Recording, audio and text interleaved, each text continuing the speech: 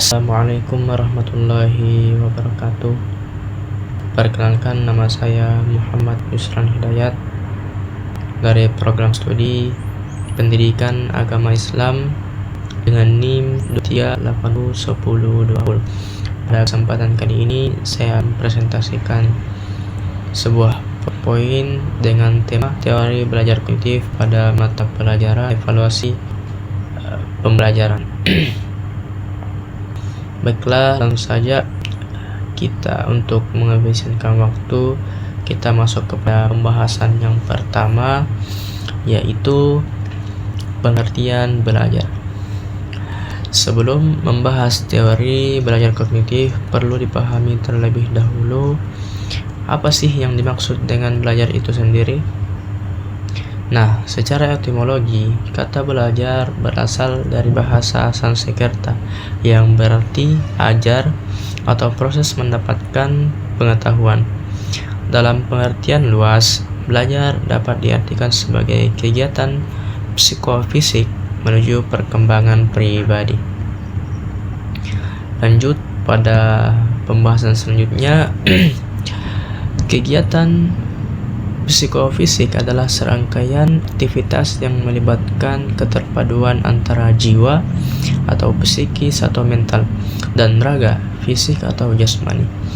Ini mencakup proses mental seperti emosi, motivasi, dan kognitif. Berikut adalah poin-poin penting terkait kegiatan psikofisik, yaitu yang pertama, contoh penggunaan. Belajar di sekolah, melakukan olahraga, berlatih menari, memainkan alat musik, atau keterampilan teknis di SMK. Yang kedua, sinonim atau istilah terkait. Perkembangan motorik, aktivitas jiwa raga, proses motorik, perilaku holistik, dan perkembangan mental fisik. Dan yang ketiga ada aspek psikofisik, meliputi sikap, kebiasaan, emosi, keyakinan, motivasi yang memiliki dasar fisik pada sistem saraf dan kelenjar. Dan yang terakhir ada tujuan untuk mengembangkan potensi rasa kersa serta meningkatkan keterampilan motorik atau koordinasi otot. Lanjut pada pembahasan selanjutnya, yaitu pengertian belajar para ahli.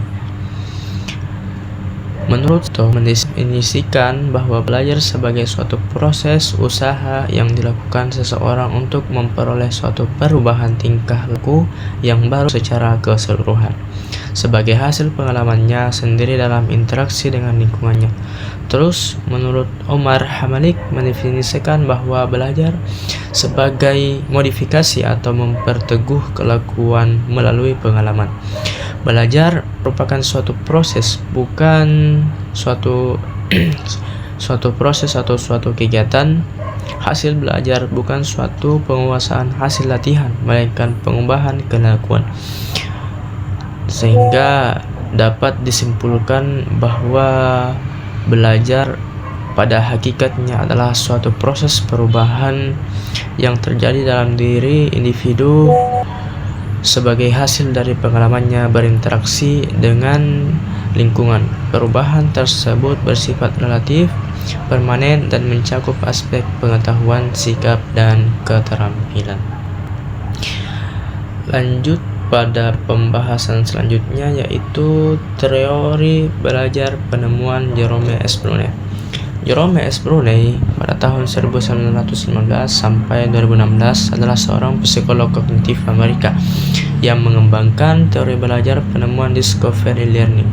Bruner berpendapat bahwa belajar yang paling efektif adalah belajar yang melalui penemuan, di mana peserta didik secara aktif terlibat dalam proses eksplorasi dan penemuan pengetahuan untuk dirinya sendiri, bukan hanya menerima pengetahuan yang sudah jadi dari guru.